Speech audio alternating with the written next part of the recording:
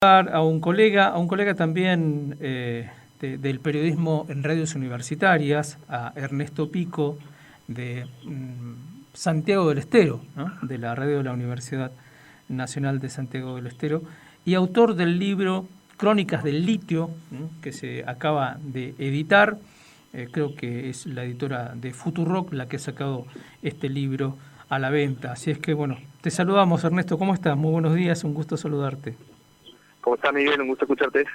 Ernesto, bueno, hemos estado nosotros desde esta radio siguiendo a varios investigadores del norte argentino, de la Universidad de Salta, por ejemplo, que vienen trabajando la cuestión del litio y siempre aparece en el horizonte las críticas, las observaciones que hacen sectores ambientalistas sobre un tema clave que es el tema del agua en el sector del litio. Vos abordaste este problema, lo tratás en el libro, además con el formato de la crónica. Contame un poco cómo fue la cocina, la construcción de este texto. Sí, yo advierto eso siempre, ¿no? Porque hay muchos investigadores que trabajan el tema del litio desde el mundo científico, y en mi caso lo estoy trabajando desde un esfuerzo periodístico, vamos a decir, ¿no? De entenderlo en su complejidad social, política, económica. Si bien yo soy profe de la universidad y soy investigador en temas de medios de comunicación, este es un trabajo específicamente periodístico sobre el litio, y tiene esa aproximación, ¿no? Desde la crónica, desde un relato que intenta mostrar.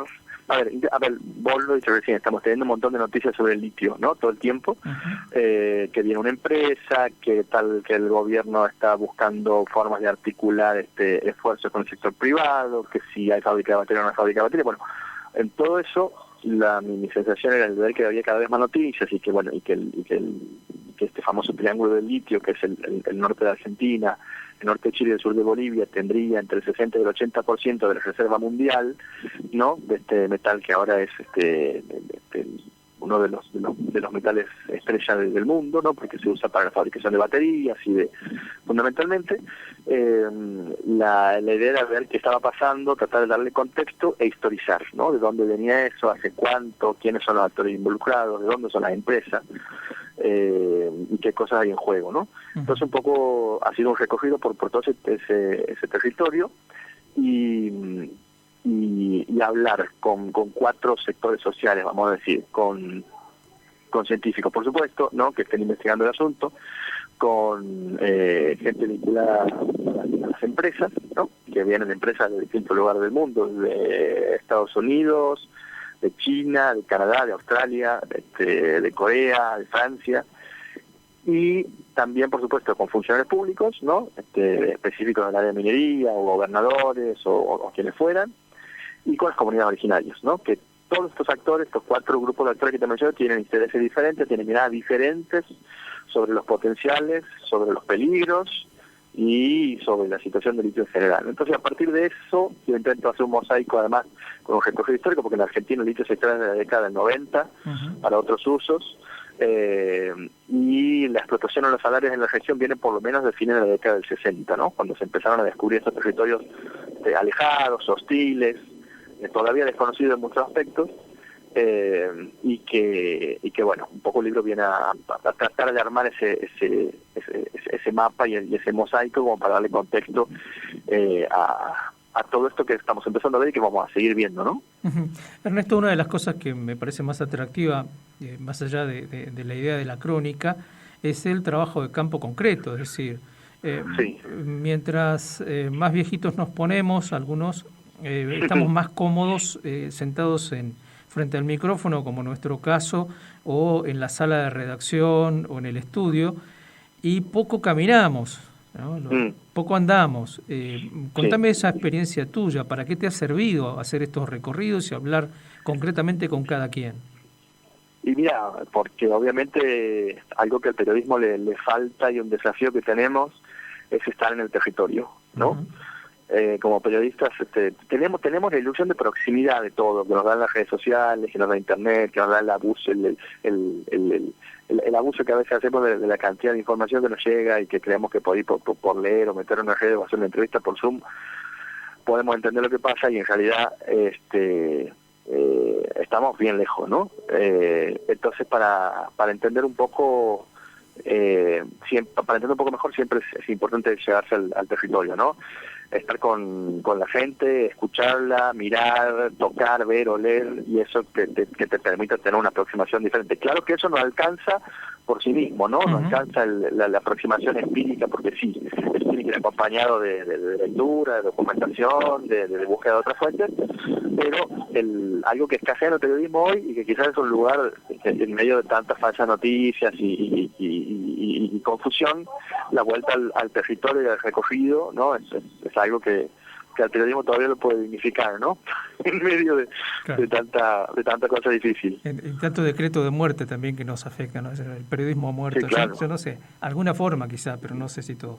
Escuchábamos hace un par de días al presidente de la Nación hablando en Vaca Muerta de la importancia que tiene ese recurso, y me parece que vos en el libro también exponés otra contradicción similar. Es decir, por un lado está la necesidad de contar con un recurso energético cada vez más escasa, la energía, y cada vez más cara, y por otro lado está el impacto que eso genera o puede generar en el proceso de explotación. Vaca Muerta al fracking, acá el tema del uso del agua, la evaporación del agua para hacer las salmueras estas que se hacen, ¿no?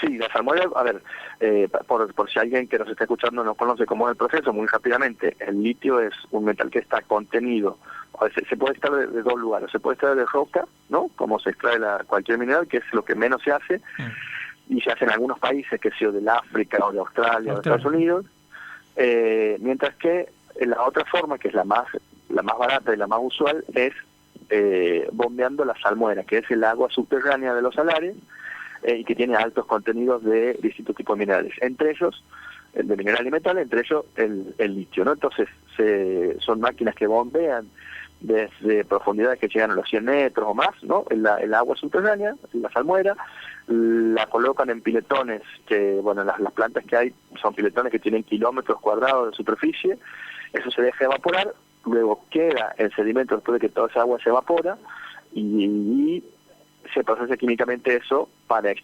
producir el carbonato de litio u otros derivados del litio. Ahora, ¿qué pasa? Hay parte de esa agua que se devuelve, ¿no? Al ecosistema. Las comunidades denuncian que se devuelve contaminada. El hecho de que, esto es algo que todavía no se conoce lo suficiente, el hecho de que se bombee tanto, porque son millones de litros por día que se bombean, ¿no? Del agua subterráneo, afecta a los ecosistemas. Porque ya hay casos, por ejemplo, en Catamarca, donde se han secado vegas, por ejemplo, donde hay manifestaciones en contra de la extracción de litio también porque peligra, por ejemplo, el río Los Patos en Catamarca, que es uno sobre el cual están empezar a extraer ahí muy cerquita del río Los Patos, ¿no? Entonces, por un lado eso, ¿no? ¿Qué pasa con el agua? Y después hay otras dos cuestiones también ambientales que son delicadas, que es que todavía no están estudiadas lo suficiente, que es qué pasa con los residuos, ¿no? Porque hay materiales de residuos que quedan y que se acumulan, ¿no? Y que con los vientos de la zona no se sabe cómo afecta después el suelo, cómo afecta el aire, cómo afecta el agua. Y después qué pasa con la fauna, que con la fauna hay algunas investigaciones, por ejemplo en Chile, ¿no? En las que ya se ha comprobado que ha empezado a haber migraciones de flamencos, por ejemplo, que he visto que en los salares son fundamentalmente los flamencos y las vicuñas, que aparte de ser la fauna del ecosistema y demás, son atracción turística, ¿no? Si lo vemos de este lado. Y los flamencos, por ejemplo, en Chile hay estudios que han mostrado que han empezado a migrar, se han empezado a huir de los salares. Entonces el impacto ambiental todavía no está lo suficientemente estudiado, o sea, hay claramente un impacto que se ve, pero hay un impacto probablemente que todavía no lo vemos, que todavía no lo conocemos, y además, por ejemplo, en el caso argentino, teniendo en cuenta que hoy tenemos solamente 2 empresas que están efectivamente extrayendo litio, pero tenemos una larga fila de alrededor de una veintena de empresas que están a distintos momentos del proceso, ¿no? Sí. O que están explorando en la etapa de exploración, o que ya han pasado la etapa de exploración y están empezando a construir las plantas para empezar a extraer, o que están haciendo los trámites para empezar. Entonces, cuando todas esas empresas empiecen a sentar, por supuesto, el impacto va a ser todavía mayor, ¿no? Uh-huh. ¿Cómo aparece en tu trabajo, o ya que además pudiste recorrer un poco el triángulo, el rol de las legislaciones provinciales, el rol de las expectativas que se generan provincia a provincia? porque convengamos que nuestro norte grande, Misiones está en ese norte grande, es de las regiones más pobres del país, es decir, cualquier expectativa de generar empleo bien pagado o como fuere, es importante. ¿Cómo se maneja eso? Mira, hay como dos momentos, ¿no? Por lo menos desde la década del 90 y hasta hace unos 5 o 6 años atrás, había como una especie de competencia entre los gobernadores de la región para ver quién le daba más facilidad a las empresas mineras, ¿no? Fundamentalmente pensando en Salta, en Jujuy y en Catamarca. Y entonces, ¿quién vendía más barato o quién entregaba más barato sus recursos naturales?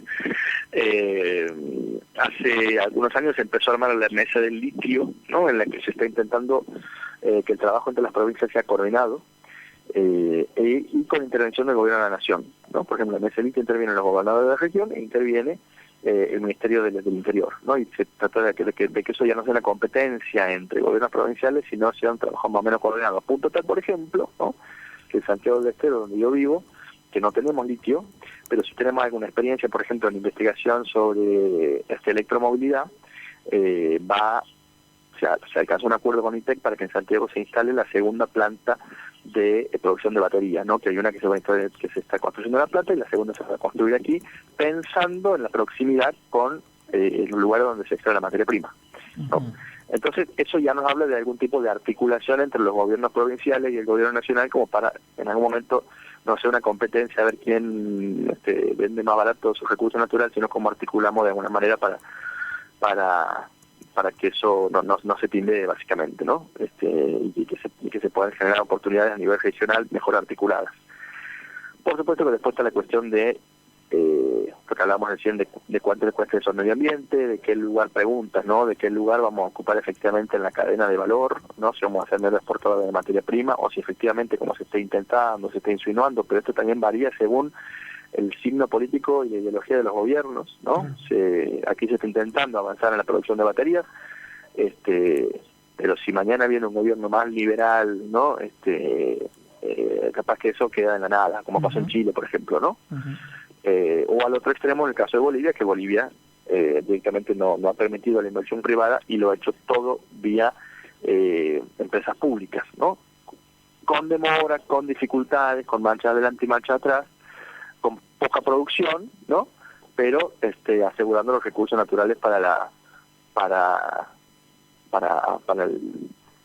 el pueblo, ¿no? Claro. Hay que decirlo así. Claro. Porque además, incluso nosotros aquí hemos entrevistado a quienes sostienen la necesaria articulación entre países para poder desarrollar políticas comunes en torno a este tema, ¿no? Pero bien... Sí, pero perdón, ahí Bolivia, no lo ha hecho solo, sino que se ha aliado con empresas alemanas, con empresas chinas y coreanas. El problema es en qué términos se hacen las alianzas, entregando qué y demandando qué cosas, ¿no? Porque son alianzas donde justamente las empresas, en el caso de gobierno, son aliadas que vienen a compartir alguna tecnología o el know-how, pero no se llevan la materia prima así por 2 pesos, ¿no? Y además queda una capacidad instalada y sobre todo posibilidad a futuro de seguir ascendiendo la cadena de valor, ¿no? Tal cual. Ernesto, para cerrar, si queremos conseguir el libro, ¿cómo hacemos? ¿Quiénes han editado este trabajo tuyo? Mira, el libro acaba de salir publicado por Ediciones Futurock, como bien vos decías al principio, que es una editorial que depende de una radio, de esta radio que es muy conocida y muy popular, que tiene un modelo de funcionamiento también muy original, y que es independiente, que por eso no está con la cadena de con las grandes cadenas de distribución, así que va a demorar un poquito en llegar a las librerías de todo el país, pero va a ir llegando. Mientras tanto, se puede ir consiguiendo en la tienda online de Futurock, que lo buscan en Google, entra por ahí y ahí se puede conseguir. Bien, te mandamos un abrazo enorme, seguro que no va a ser la última vez que vamos a molestarte por este tema. Un gustazo conversar con ustedes y un saludo grande para allá. Estábamos charlando con Ernesto Pico, de la radio de la Universidad Nacional de Santiago del Estero, autor de este libro que acaba de salir, lo editó Futurock, el libro se llama Crónicas del Litio y es un abordaje con la técnica de la crónica,